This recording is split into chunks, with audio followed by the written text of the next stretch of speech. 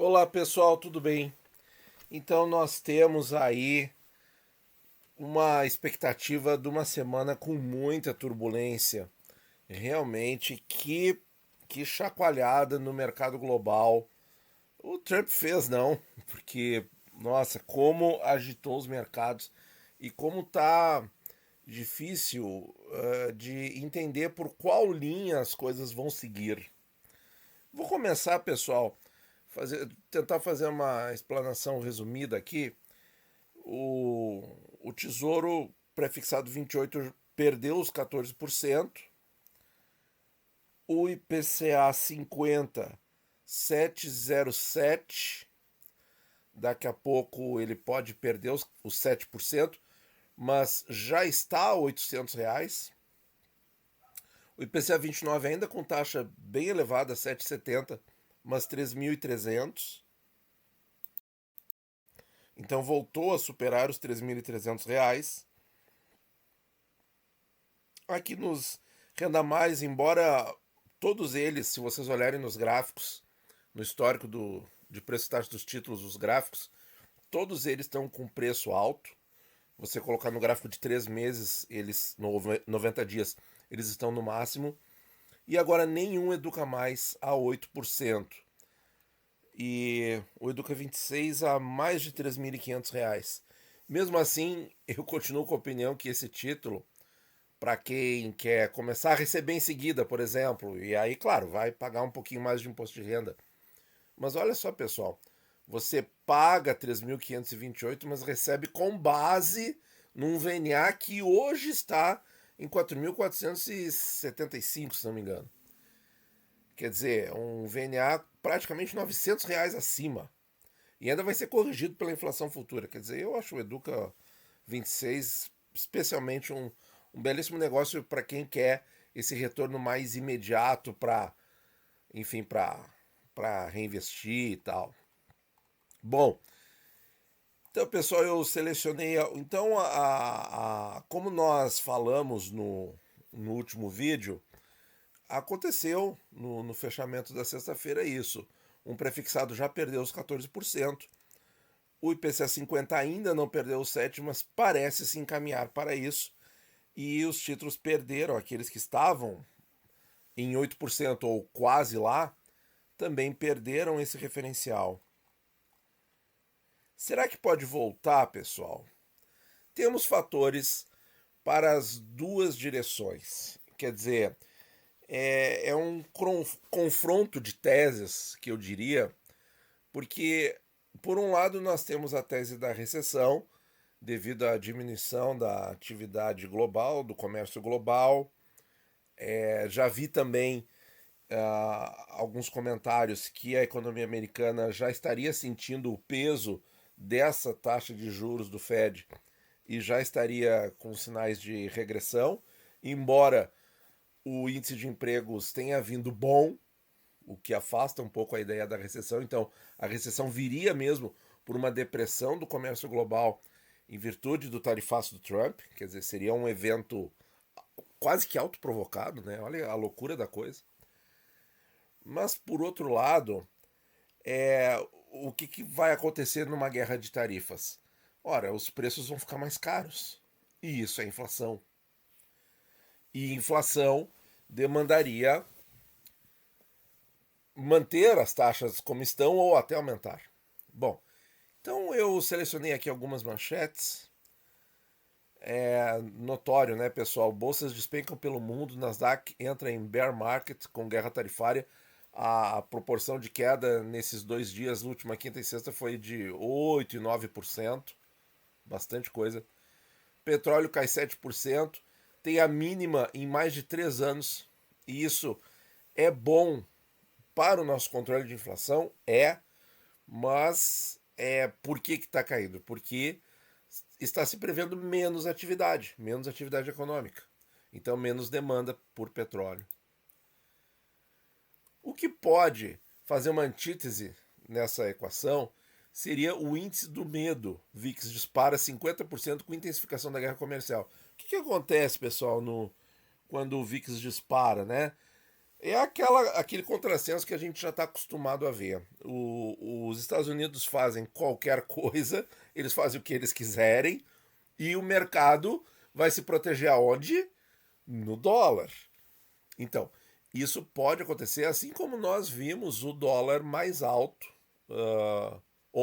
anteontem, né, na sexta-feira, a 5,83, chegou a bater 5,69 e pula em um dia para 5,83, uma alta vigorosa.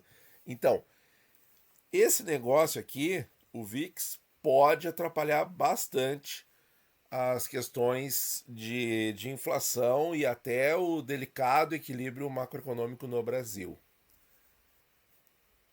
E aqui nós temos a confirmação, né? O dólar salta quase 4% após a retaliação da China. Então, quer dizer, nós tivemos essa queda nas bolsas e nos juros com o anúncio do tarifaço e a queda no dólar. E agora o dólar volta a subir com a resposta da China. E o que a China faz?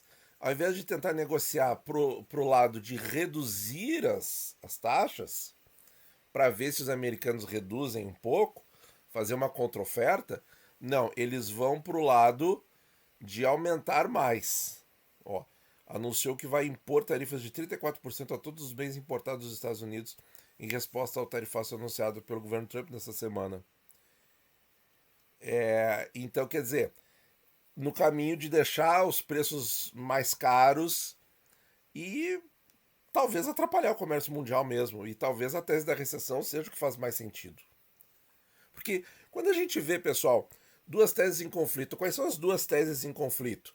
É a tese da recessão, pela redução do comércio, da troca de bens, etc., e redução da produção, e enfim, recessão.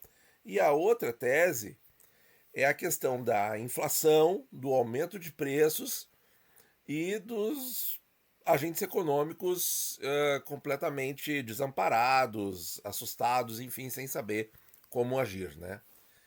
E uma tese, que é a da recessão, leva à queda de juros e à queda das bolsas, e a outra tese leva a um aumento de juros, mas as bolsas também cairiam porque você teria uma paralisação justamente pela ação paralisante do índice do medo. Seguindo aqui, pessoal, no que eu separei, o sonho acabou, o índice Bovespa em dólar cai mais de 3% e risco de recessão global. Aqui é uma matéria sobre Tesouro Direto, mostrando que os títulos acompanharam a queda nos juros futuros e treasuries, que são as taxas dos juros americanos com temor de recessão. Isso eu acho muito importante. Fazia um tempinho que a gente não olhava as taxas americanas aqui no canal e eu deixei separado o mês de abril. E olha, pessoal, a queda é forte, hein? 4,17, 4,20, 4,6, estou olhando só o de 10 anos.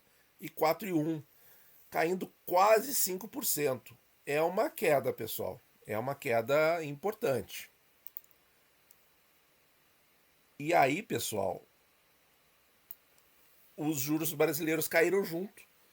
Porque eles vão acompanhando os americanos meio que com aquele intervalo, com aquela janela de juros a mais que o Brasil tem que pagar pelo seu risco. Então eles caíram em linha. Aqui, pessoal, outra manchete. Taxas dos DIs caem em dia negativo para as treasuries e commodities após a retaliação da China a tarifaço do Trump. Dólar tem maior alta diária no atual governo após a China reagir aos Estados Unidos. Dólar avança com payroll acima do esperado em meio à guerra comercial. Quer dizer, esse payroll, né, o número de vagas de emprego criadas nos Estados Unidos, acima do esperado, afasta um pouco a tese da recessão. Mas é onde o mercado está colocando a maioria das fichas. E aqui, pessoal, sem Fed Put, isso aqui seria a proteção do Federal Reserve, digamos assim. Pode manter posição firme enquanto Trump pressiona por cortes. Eu ouvi a entrevista do Jerome Powell e olha, pessoal, vou ser bem franco com vocês, tá? Que me perdoem aí os fãs, mas ele não falou nada com nada. Não coisa com coisa, não falou A com B. Quer dizer, ele foi firme, né? Ele atravessou o Canal da Mancha com um punhado de açúcar na mão e não deixou cair um grão, um pozinho. Ele não entregou nada, pessoal, não entregou nada. Disse que precisa de mais tempo, que eles precisam de mais dados e que agora não é a hora de agir, ele tem que esperar para ver o que vai acontecer e aquela coisa toda, né? Então não, ele não entregou, ele não entregou. Pessoal, essa turma aí, esses dirigentes aí, esse pessoal aí de altíssimo escalão,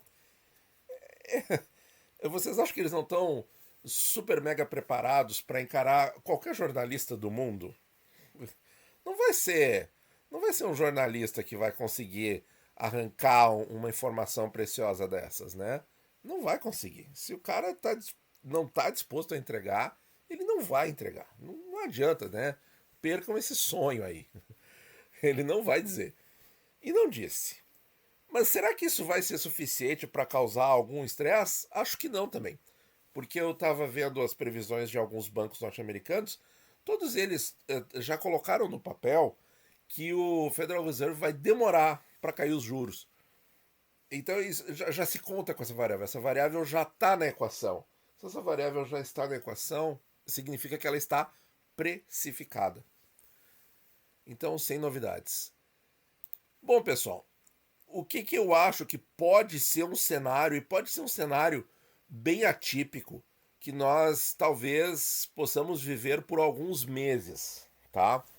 Qual é esse cenário? É um cenário meio de estagflação. Quer dizer, o que aconteceria nos Estados Unidos? E que pode acontecer parecido aqui no Brasil. Você teria uma redução do comércio global, você teria associado, quem sabe, a uma depressão da atividade econômica norte-americana, embora eu acho que isso seja um fator secundário nesse primeiro momento, dessa primeira leitura, mas pode aparecer daqui a uns meses. Perro ainda está forte, não esqueçam disso. Então, essa recessão começando nos Estados Unidos, sim, impacta o globo todo, e o Brasil sentiria, né, porque está envolvido no comércio globalizado, né? O Brasil é exportador de muita coisa e pode ser que as importações de outros países caiam e o Brasil poderia sentir isso, especialmente nas suas commodities. Se petróleo cai e outras commodities estão demonstrando movimento de queda, isso pode não ser bom para nós e aí começar a afetar a balança comercial, né? Então o Brasil entraria também num encolhimento da sua economia, que é a recessão. E a partir desse momento, o que o nosso Banco Central faria? O que o Banco Central deles faria? Bom, o Banco Central deles ia esperar, e uma hora ia começar a baixar. Eles, a despeito de uma possível retomada de inflação. Eles estão com a inflação agora, pessoal, a inflação normal, né? Sem aquela história de core e super core, né? A inflação normal está girando em 2,5%, um pouquinho mais ao ano, lá nos Estados Unidos. Então talvez a inflação volte a girar um pouco acima disso, e eles iam ter que deixar isso acontecer, porque eles teriam que fazer a escolha de Sofia entre inflação controlada ou população desempregada.